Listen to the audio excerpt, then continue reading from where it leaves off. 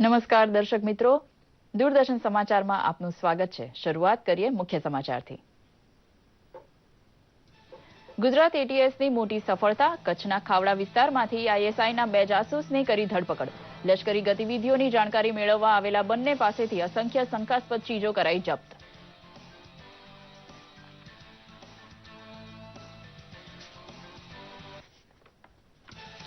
પૂર્વોત્તર રાજ્યના પોલીસ અધિકારીઓની એક ટુકડી ગુજરાતની મુલાકાતે। કચ્છમાં બીએસએફ અને સ્થાનિક પોલીસ સાથે વિવિધ સ્થળોની મુલાકાત લઈ કાર્યપદ્ધતિ સહિતના મુદ્દાઓની મેળવી જાણકારી।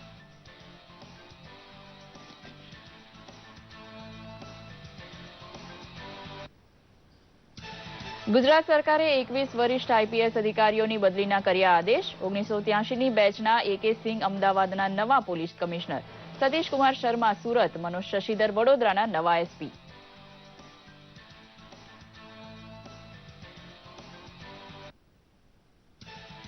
ગુજરાતના રાજકારણમાં મહિલાઓનું પદાર્પણ વધુ સક્રિય બને તેવી આશા અને અપેક્ષા ભાજપ મહિલા મોરચા સમક્ષ રજૂ કરતા મુખ્યમંત્રી।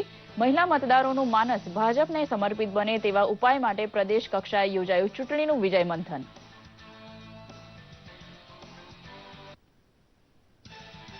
પાકિસ્તાન દ્વારા પરમાણુ તાકાતનો વિસ્તાર વિશ્વ માટે ખતરો હોવાનું જણાવતું ભારત। સંયુક્ત રાષ્ટ્રમાં પાકિસ્તાનની ટિપ્પણીના જવાબમાં ભારતે જણાવ્યું કે આંતરરાષ્ટ્રીય નિઃશસ્ત્રીકરણ એજન્ડામાં પાકિસ્તાન છે અડચણરૂપ।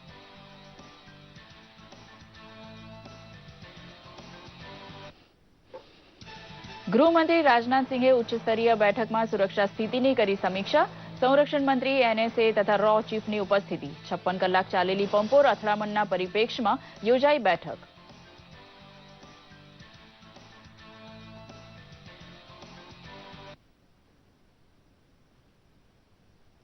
સમાચાર વિગતવાર જોઈએ। ભારતે જોર દઈને જણાવ્યું છે કે આંતરરાષ્ટ્રીય નિઃશસ્ત્રીકરણ એજન્ડાને અટકાવવા માટે પાકિસ્તાન જ જવાબદાર છે। સંયુક્ત રાષ્ટ્રમાં પાકિસ્તાન દ્વારા કરવામાં આવેલા ટિપ્પણીના જવાબમાં ભારતે જણાવ્યું હતું કે પાકિસ્તાન દ્વારા આતંકવાદને સક્રિય રીતે આપવામાં આવતું પ્રોત્સાહન શાંતિ અને સ્થિરતા માટે ખતરારૂપ છે। ભારતે સંયુક્ત રાષ્ટ્રને જણાવ્યું હતું કે પાકિસ્તાનમાં સતત વધી રહેલા પરમાણુ હથિયારો તેમજ સરકાર અને જેહાદી સંગઠનો વચ્ચે સ્થપાઈ રહેલા મજબૂત સંબંધ કેવી રીતે દુનિયા માટે સૌથી મોટો ખતરો છે। ભારત પાકિસ્તાન સરહદ પર સર્જાયેલી સ્થિતિ પર ગૃહમંત્રી રાજનાથસિંહની અધ્યક્ષતામાં એક ઉચ્ચ સ્તરીય બેઠક યોજાઈ હતી। રાજનાથસિંહના નિવાસસ્થાને મળેલી આ બેઠકમાં સરહદ પરની સ્થિતિની સમીક્ષા કરવામાં આવી હતી।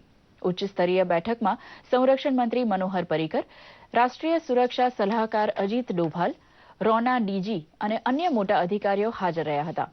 તો બીજી તરફ જમ્મુ કાશ્મીરના પંપોરમાં આતંકીઓ સાથેની અથડામણમાં સેનાએ 2 આતંકવાદીઓને ઠાર કર્યા છે અને આ સાથે જ પાછલા 56 કલાકથી ચાલી રહેલ ઓપરેશન પૂર્ણ થયું હતું। સોમવારથી જ સેના ઈડીઆઈની બિલ્ડિંગમાં છુપાયેલા આતંકવાદીઓ ઉપર જવાબી કાર્યવાહી કરી રહ્યા હતા, પરંતુ સેનાએ પોતાની ઈચ્છાશક્તિ અને રણનીતિથી ઓપરેશનને સફળ બનાવ્યું હતું। ગૃહમંત્રી રાજનાથસિંહે ટ્વીટ કરીને સેનાને સફળ ઓપરેશન બદલ શુભેચ્છા પાઠવી હતી।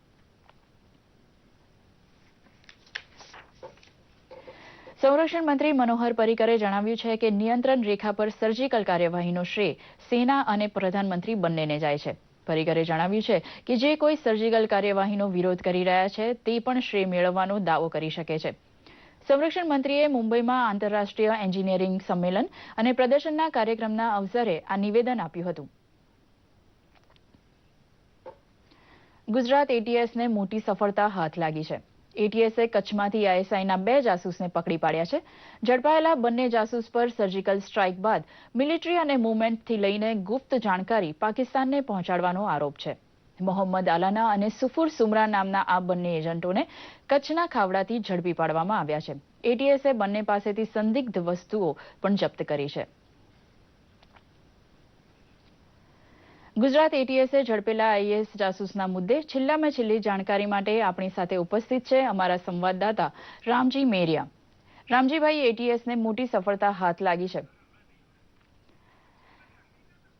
અમારા સંવાદદાતા સાથે અત્યારના સંપર્ક નથી થઈ શકતો।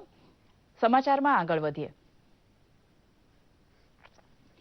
અલગ અલગ રાજ્યોની પોલીસ વચ્ચે સમન્વય થાય તે ઉદ્દેશ્ય સાથે સરકાર દ્વારા એક રાજ્યની પોલીસને બીજા રાજ્યમાં મોકલી બંને રાજ્યો વચ્ચેની પોલીસની તાલમેલ કરાઈ રહ્યો છે। તેની ભાગરૂપે આસામ, મેઘાલય જેવા પૂર્વોત્તર રાજ્યના આઈપીએસ અધિકારી પોલીસ અધિકારી કર્મચારીઓની એક ટુકડી હાલ ગુજરાતની મુલાકાતે આવી છે. પોલીસ અધિકારીઓએ કચ્છમાં બીએસએફ ઉપરાંત પોલીસની સાથે વિવિધ સ્થળની મુલાકાત લીધી હતી અને તેમના કામ કરવાની પદ્ધતિ સહિત સમસ્યા અને તેનો ઉકેલ અંગે પણ ચર્ચા કરાઈ હતી. 2 દિવસ સુધી કચ્છમાં રહેનારી આ ટીમ ગઈકાલે ભુજમાં બીએસએફ સેક્ટર ઓફિસ સહિત પર્યટન સ્થળોની મુલાકાત પણ લીધી હતી. 2 દિવસની મુલાકાતમાં તેઓ અહીંની પોલીસ કઈ રીતે કામ કરે છે તે અંગે માહિતી મેળવશે. આસામથી આવેલ પોલીસ અધિકારીઓના મતે ગુજરાત પોલીસ પાસેથી ઘણું જ શીખવા મળશે અને તે ઉદ્દેશ્ય સાથે તેઓ અહીં આવ્યા છે. हमें देखनी है गुजरात में कि गुजरात पुलिस कितनी एफिशिएंटली पुलिसिंग कर रही है, तो ये सब देख के बेस्ट प्रैक्टिसेस वहाँ जाके उसमें हम लोग कितना उसको लागू कर सकते हैं, वो सब देखने के लिए हम लोग आए हुए हैं. तो कच्छ में फिर ये हमारी मतलब बीएसएफ से थोड़ा हम लोग को ब्रीफिंग हुए है, फ्रंटियर्स में कैसा व्यवस्था होते हैं. फिर यहाँ पे अभी ये कल्चरल टूर होंगे, फिर पीएचक्यू में जाके पुलिस हेडक्वार्टर्स में जाके वहाँ पे थोड़ा सा और इंटरेक्शंस हो पाएंगे. ગુજરાત સરકારે 21 વરિષ્ઠ આઈપીએસ અધિકારીઓની સામૂહિક બદલીના આદેશ આપ્યા છે. અમદાવાદ શહેરના નવા પોલીસ કમિશનર તરીકે શિવાનંદ ઝાને બદલે 1983ની બેચના AK સિંઘને મૂકવામાં આવ્યા છે. તો સતીશ કુમાર શર્મા સુરતના અને મનોજ શશિધર વડોદરાના નવા પોલીસ કમિશનર તરીકે કાર્યભાર સંભાળશે. આ ઉપરાંત ડોક્ટર નીરજા ગુગુરાવને અમદાવાદના રેન્જ આઈજીપી, પિયુષ પટેલને જોઈન્ટ સીપી અમદાવાદ અને રાજીવ રંજન ભગતને ગાંધીનગર CID IBના આઈજીપી પદે મૂક્યા છે. ગઈ મોડી રાત્રે ગૃહ વિભાગે 21 સિનિયર અધિકારીઓના બદલીના આદેશ જારી કર્યા હતા. ગાંધીનગર ખાતે કોબા ખાતે આવેલા ગુજરાત ભાજપના મુખ્યાલય એવા શ્રી કમલમ ખાતે મહિલા મોરચાની મહત્વની બેઠક યોજાઈ ગઈ, જેમાં મુખ્યમંત્રી વિજયભાઈ રૂપાણીએ હાજર રહી આગામી વિધાનસભા ચૂંટણી જીતવા માટે માર્ગદર્શન આપ્યું હતું. કુશળ સંગઠક ભીખુભાઈ દલસાણિયા તથા પ્રદેશ પ્રમુખ જીતુભાઈ વાઘાણીની હાજરીમાં યોજાયેલા તાલીમ સત્રમાં મહિલા મતદારોનું માનસ જીતવા માટેના મુદ્દા વિશે વાત થઈ હતી. મુખ્યમંત્રી વિજયભાઈ રૂપાણીએ ટ્વીટમાં કહ્યું છે કે રાજકારણમાં મહિલા શક્તિનું પદાર્પણ કેટલું પરિવર્તન લાવી શકે તેની વાત પોતે કહી હતી.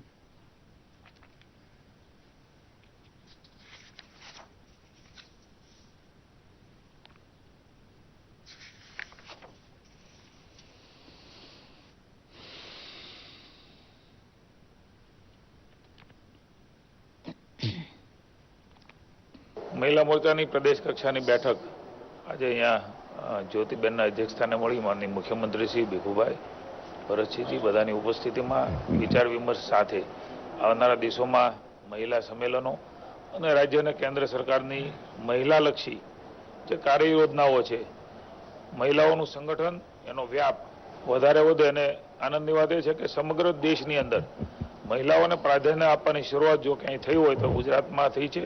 અને મહિલા મોરચાએ પણ પોતાનું કદ વધારી અને સંગઠન ક્ષેત્રે પણ મહિલાઓ વધારે ભારતીય જનતા પાર્ટી પાસે જોડાય એ પ્રકારની રચનાઓ, ચર્ચાઓ, વિચારણાઓ અહીંયા થઈ છે. ગુજરાતી લોક સાહિત્યનો ગહેકતો મોરલો એટલે પિંગળશી ગઢવી. ભાવનગરના રાજકવિનું બિરુદ પામેલા પિંગળશી પાતાભાઈ નરેલાની 160મી જન્મ જયંતિ નિમિત્તે ભાવનગરના પાનવાડી વિસ્તારમાં સમગ્ર ચારણ સમાજની ઉપસ્થિતિમાં લોક સાહિત્યનો એક ઘેઘૂર કાર્યક્રમ યોજાયો હતો. ચિત ચેત સિંહાના ફેર નહીં આના, જગમે આખર મર જાના જેવી યાદગાર કૃતિના સર્જકને નામાંકિત કલાકારો રઘુવીર કુંચાલા અને કિશોરભાઈ ગઢવી સહિતના કલાકારોએ સ્વરાંજલિ આપી હતી. કાર્યક્રમમાં સાંસદ ભારતીબેન શિયાળ, રામકથાકાર મોરારી બાપુ, ગુજરાત સંગીત અને સાહિત્ય અકાદમીના અધ્યક્ષ યોગેશ ગઢવી તથા સાહિત્ય પ્રેમીઓ બહોળી સંખ્યામાં ઉપસ્થિત રહ્યા હતા. આજની ટેકનોલોજીનો સદુપયોગ કરીને તમામ દિશાઓમાં પહોંચે એ વિચાર જ બહુ જ શુકનવંતો છે, અત્યંત આવશ્યક છે અને આ બધું જ છેક સુધી પહોંચવું જોઈએ. હું મારો રાજીપો વ્યક્ત કરું છું. પિંગળશી બાપુના પરિવારે આવું એક સુંદર આયોજન કર્યું અને આ મેસેજને છેક સુધી પહોંચાડવાની કોશિશ કરી. આપણું ગુજરાત રાજ્યનું ચારણી સાહિત્ય છે એ સમગ્ર વિશ્વ સુધી પહોંચી શકે એવો આ સુંદર ભાવ છે. પિંગળસિંહ બાપુની ચેતનાને વંદન સાથે આજની ઘડીએ હું મારો રાજ્ય સરકારની યુવક સેવા સાંસ્કૃતિક વિભાગની સંગીત નાટક એકેડેમીના અધ્યક્ષ તરીકે મારો રાજીપો વ્યક્ત કરું છું. આ નિમિત્તે અમે પિંગલ પ્રકાશ નામની એક એપ્લિકેશનનું લોકાર્પણ મોરારી બાપુના હસ્તે કરાવવા જઈ રહ્યા છીએ, જેથી કરીને આ ડિજિટલ મીડિયાના યુગમાં સર્વે યુવા મિત્રો આપણા પૌરાણિક સાહિત્ય, એના સંસ્કારો, એની ગરિમા સુધી પહોંચી શકે એવો આ એક નિર્મળ પ્રયાસ છે. કરબલાના યુદ્ધના 10મા દિવસે ઇમામ હુસેને આપેલી શહાદતની યાદમાં વિશ્વભરમાં મુસ્લિમ બિરાદરો પવિત્ર તહેવાર મહોરમની ઉજવણી કરે છે. ત્યારે વડોદરા ખાતે પણ મુસ્લિમ બિરાદરો અને સંગઠનો દ્વારા નાના મોટા 1200 જેટલા તાજિયાનું વિસર્જન કરવામાં આવ્યું હતું. વડોદરા શહેરના ગોરવા, તાંદલજા, સમા, તરસાલી વિસ્તારમાં વસતા મુસ્લિમ બિરાદરોએ સ્થાનિક તળાવમાં તાજિયાને વિસર્જન કરીને ઠંડા પાડ્યા હતા. તો શહેરની મધ્યમાં વસતા મુસ્લિમ બિરાદરોએ ફતેપુરમાં આવેલા સરસિયા તળાવમાં પોતાના તાજિયા ઠંડા કર્યા હતા. વડોદરા શહેરના જાહેર માર્ગો પર તાજિયાનું જુલુસ કાઢવામાં આવ્યું હતું, જેમાં મોટી સંખ્યામાં મુસ્લિમ બિરાદરો જોડાયા હતા. मोहर्रम को और यहाँ लोगों शरबत ने उसकी सब गाहो जला ली थी, ये प्रणाली अभी कमती हो गई है.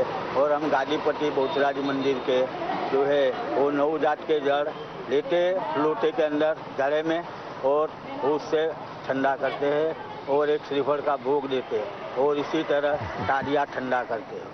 इसका एक महत्व ये है कि जो ताजिया अपने लोग बनाते वो बुढ़ाते ठंडे करते पानी के, और ये ताजिया है वो मन्नत के है, इसके लिए इनको दफनाते. મુસ્લિમ સમાજનો પવિત્ર તહેવાર એટલે મહોરમ, જેને આસુરા તરીકે પણ ઓળખવામાં આવે છે. આ દિવસે મુસ્લિમ સમાજ દ્વારા ઇમામ હુસેનની કુરબાનીને યાદ કરવામાં આવે છે. મહેસાણા ખાતે પણ મુસ્લિમ સમાજ દ્વારા મહોરમની ઉજવણી કરવામાં આવી હતી. મહેસાણાના વિવિધ વિસ્તારોમાંથી તાજિયાના જુલુસ નીકળ્યા હતા, જેમાં હિન્દુ સમાજના લોકોએ પણ ભાગ લીધો હતો. બપોરે નમાજ અદા કર્યા બાદ જુલુસ કાઢવામાં આવ્યું હતું.